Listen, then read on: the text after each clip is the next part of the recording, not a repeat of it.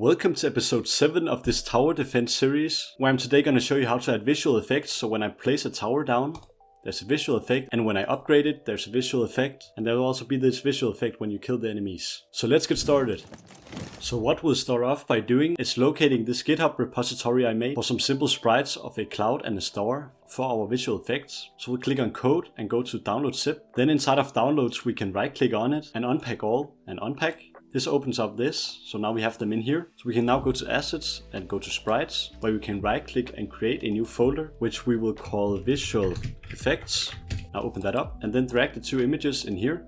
Perfect. Now select both of them and go over here to sprite mode and set it to single and hit apply. And now to create these effects, we're going to be using the Unity particle system. So right click over here and go to effects and particle system. So now we have our first particle system, and this one we're going to call cloud PS for the clouds. Then I'll scroll all the way down and go to renderer right here. And for the sorting layer ID, I'll actually choose the ghost instead, so we make sure that it's above the tile map. Then I'll go to texture sheet animation right here, enable that and open it up, and then set it to sprites instead of grid. And we can now drag our cloud over here onto here, so now we have clouds. Then I'll scroll all the way up and set the rotation to 0, so now they go outward like this. And we'll then set the duration to be 0.1 and no looping, so now you can't see it anymore, and you still can't see it if you restart because we don't have a high enough emission. So let's just go down here to emission and set it to 200 and then hit restart again, and now we can see some, but they have a way too high lifetime. As you can see, they keep going. So let's set the start lifetime to be 1, and the start speed, we'll click over here and set it to a random between two constants. So it will be a random between 1 and 1.5, and the start size should be 1. Now if we hit restart,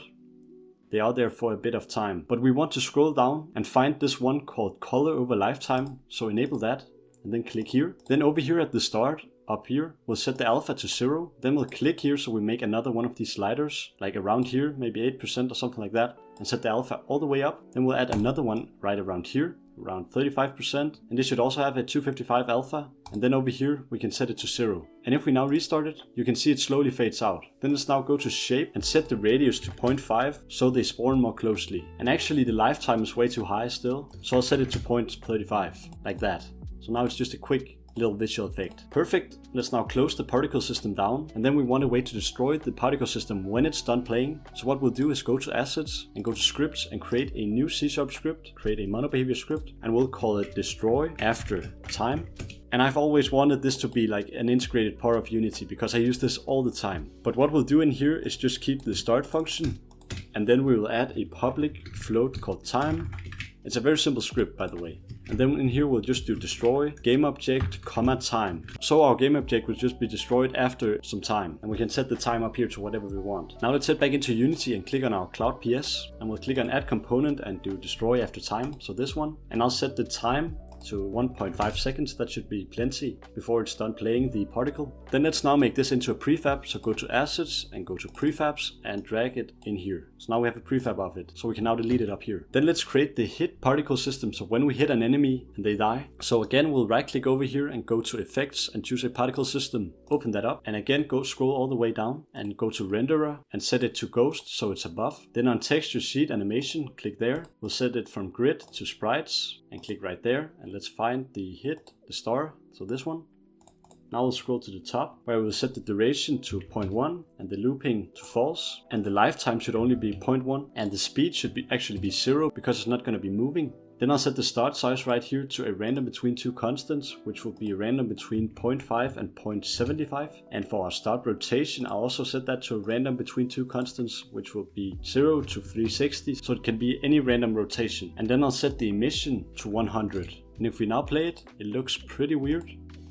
And that's because of the shape, so let's click on shape and set it to a sphere like this, and let's set the radius to 0, and now they all spawn like right at the same point basically, and it looks pretty cool. Now let's close down the particle system up here and add a destroy after time on that too, and let's just set that to 1 second because that should be plenty. And let's call this one for hit PS for particle system, and then we'll drag it into the prefab as well, so now it's also a prefab.